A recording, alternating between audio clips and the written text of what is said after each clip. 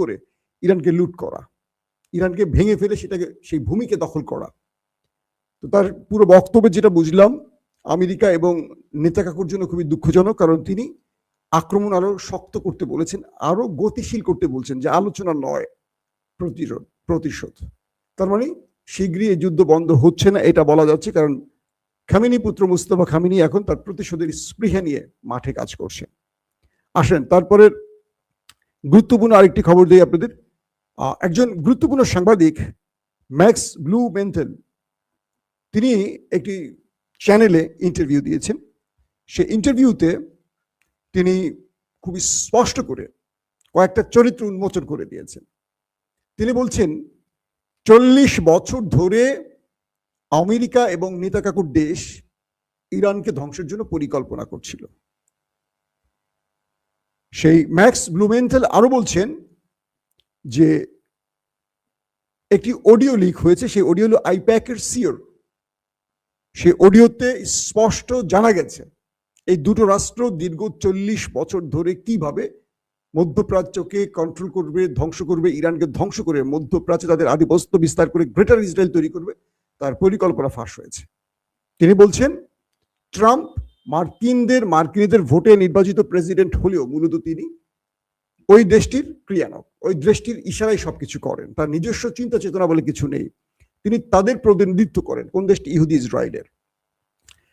সেই সাংবাদিক আরো বলছেন যে আমেরিকার গুরুত্বপূর্ণ কয়েকজন ব্যক্তির নাম উল্লেখ করে বলছেন যে মাইক ওয়ালেট, তারপর আপনার কি বলে জন রিডক্লিফ, মার্ক রুবিও, তারপর ডেভিড কুশনার, এই প্রত্যেকটি ব্যক্তি মূলত ইহুদিদের পারপাস সার্ভ করছেন। এরা মার্কিন গুরুত্বপূর্ণ পদে বা চেয়ারে বসলেও এদের টার্গেট ওই দেশটির, এরা মোসাদ বা ইহুদিদের হয়ে কাজ করছে।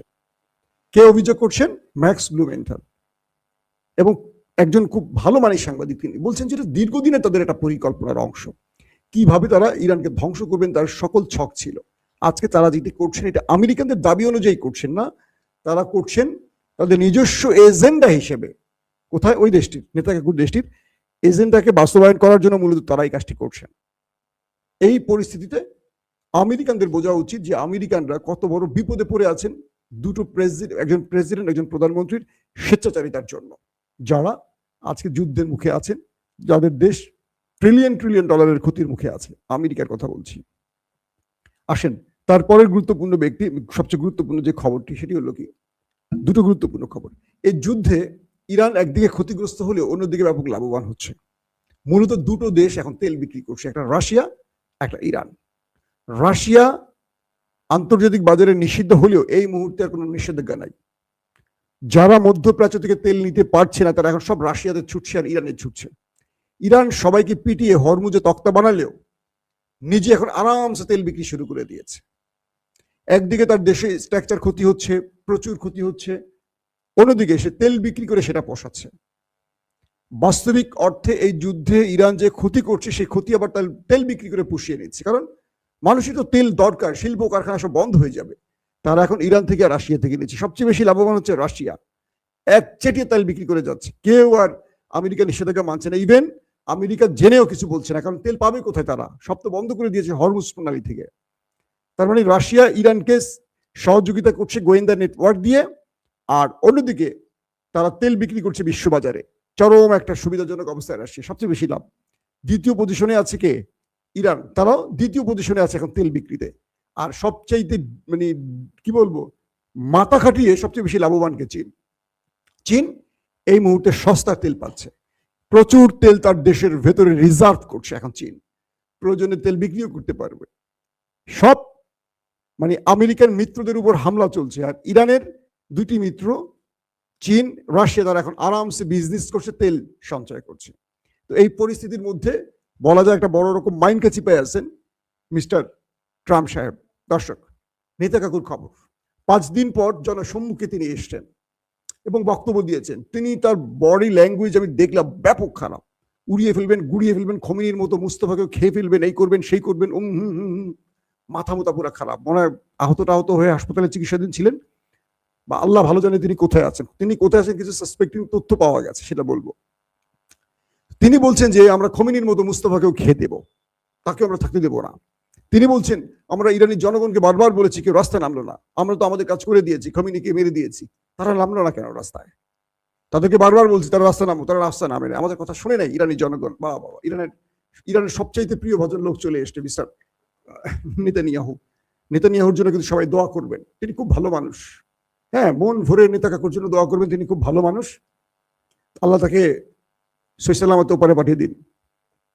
এখন যেটা হচ্ছে নেতা কাকুর, তার বক্তব্যে, তার চোখ মুখ বডি ল্যাঙ্গুয়েজে মনে হচ্ছে তিনি সবচেয়ে, মানে তার লাইফে সবচেয়ে বেশি ডিজাস্টার ভোগ করে তিনি আসছেন। তার এই পুরো বক্তব্যটিতে সাংবাদিকরা তাকে অনলাইনে প্রশ্ন করতে পেরেছে, সামনে না। তিনি যা কিছু করছেন এক অদৃশ্য গোপন স্থান থেকে তিনি বক্তব্য দিয়েছেন। ইসরায়েলের কিছু কিছু মাধ্যম দাবি করেছে তিনি ইসরায়েলি নেই, তিনি মেবি জার্মান বা কোনো একটি নিরাপদ দেশে পালিয়ে আছেন, তিনি তার দেশের ভেতরেই নেই।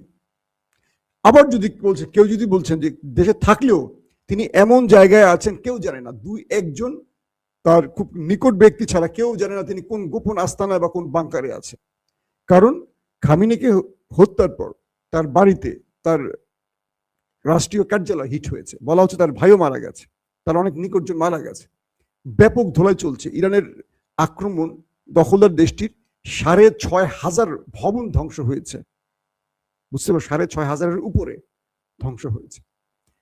তো ইরানের মূল টার্গেট এখন আমার নেতা কাকুকে খুঁজে বের করে তাকে সহি সালামতে উপরে পাঠানো। এখন সেই জন্য নেতা কাকু তার জীবন বাঁচাতে, অনেকেই বলছেন তিনি সাগরের কোনো জাহাজে অবস্থান করছেন, কেউ কেউ বলছেন তিনি জার্মান বা ইংল্যান্ডে আশ্রয় নিয়ে গোপনে আছেন, কেউ বলছেন তিনি মাটির অনেক গভীরে আছেন গোপনে, সেখানে তিনি বেরোন না।